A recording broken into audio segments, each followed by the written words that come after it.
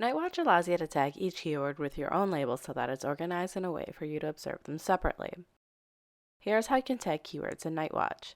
At the left sidebar of your website's dashboard, click Keywords. Scroll down and click on a keyword. Then, click on the tiny gray plus button. Lastly, type in a label to tag the specific keyword. For example, you can differentiate your branded versus non-branded keywords or label your different features and services. Once you're finished tagging, you can select Keyword Tag in the filter settings to display the keywords that you just labeled.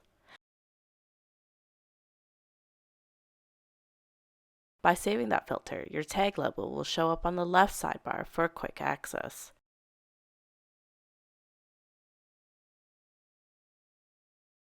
Once there, you can view the specific keywords on a graph by clicking the graph icon on the right side.